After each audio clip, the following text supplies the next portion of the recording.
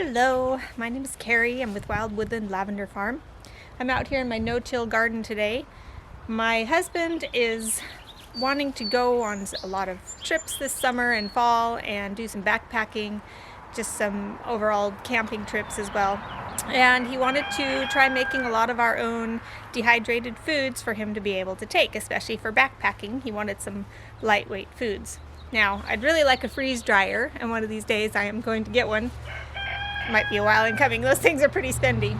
But we do have a new dehydrator. I've had two smaller dehydrators for a while now, but I wanted to try the Excalibur, there we go, the Excalibur dehydrator.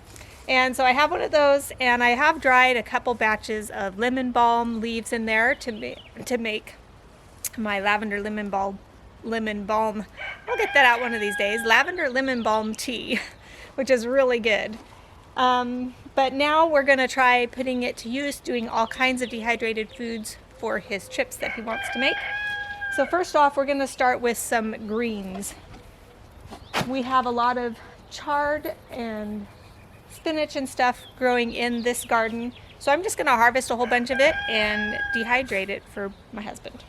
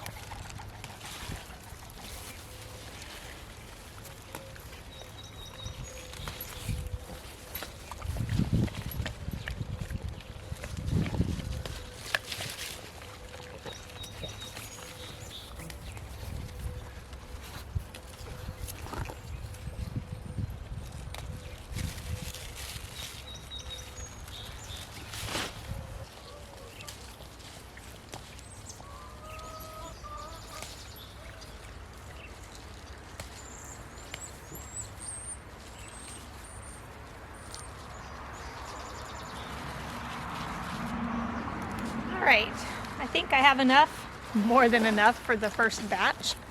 So I'm going to take these inside, get them washed up, trimmed up, and put them in the dehydrator. Now I gathered a bunch of these really huge leaves. These I'm not actually going to dehydrate. I pick these oftentimes as treats for our chickens and for our rabbits. So I'm going to go feed them and then head on inside. Sounds like someone just laid an egg. Hello, Ricky. Got you guys some treats. Save some for the little chickens, the junior chickens. Here you go. Oops, right on you. Sorry. All right, junior chickens, here's some for you too.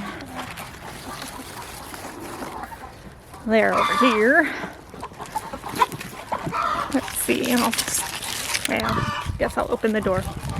There's a netting at the top of their fence there, so I can't just drop it over the top like I can for them. They're still not used to getting greens as a treat, so let's see if they'll come get some.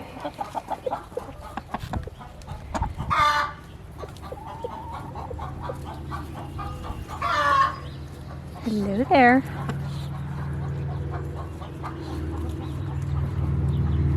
What is it? Oh. Oh, good stuff, good stuff.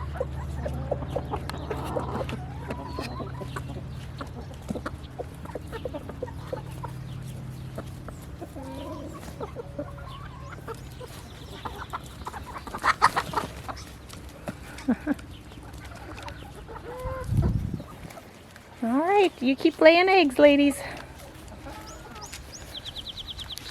Enjoy your treat. Hey, do you want to open up the cages and give them some greens? No, there's just 3 stalks for these ladies. 1 each. 1, 2, 3 for them. I think the people know how to count. That's for Gideon. Oh, yummy stuff. Yummy stuff. Yummy stuff. Mmm, healthy. What are you doing? Okay, can you close this door now? That's not you. Stuff. Okay. Do you know how to get that one, or do you want me to get it? All right. I got it. Let's do this one big one for him. Right there. Nope, this one right here. There you go. Nice. Yeah, it's a huge one, isn't it? Okay. Oh, he's more interested in seeing you than in the greens. Yeah. Say hi, Snowball. Hi, Snowball. Snowball or Puffball? Snowball. Hi there. Are you gonna need some grooming soon, huh? Yeah. All right, can you close that one, or do you need help? Gotta pull it down hard.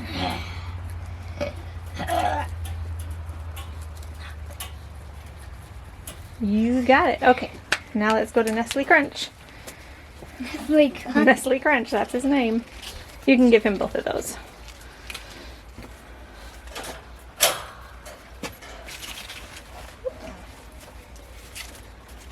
There you go. Ooh. What's that?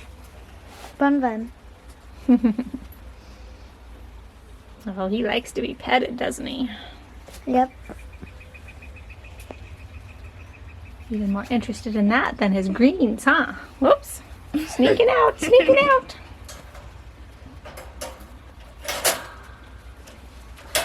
Good work. Thank you, Gideon. All right, so I'm looking at my Excalibur guide for dehydrating, and I see in here greens. Dry best at 125 degrees Fahrenheit, and to prepare them, you need to wash thoroughly, trim, remove tough stems, and then spread over trays so leaves aren't matted together. So I'm gonna take care of the washing. Loud vehicle. Take care of the washing and the trimming right now.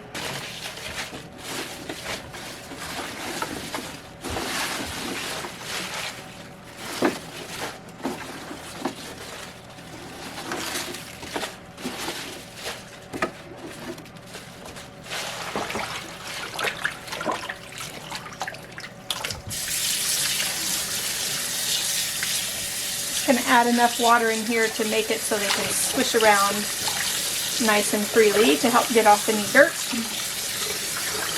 Then I'm just going to use a paring knife, trim off the ends like so. And then we'll put the leaves on a towel to just drain a little bit until I have the dehydrator ready to put them in.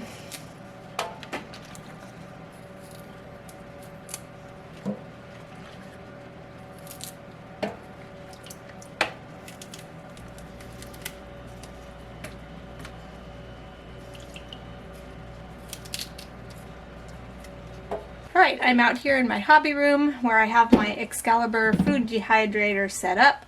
It's out of the house, so it's not going to create noise for us, because it does have a bit of a noise when it's running. And also will cut down on the amount of heat that we have being created in the house. In the springtime it's not so bad, but once summer hits it's going to be quite warm in the house.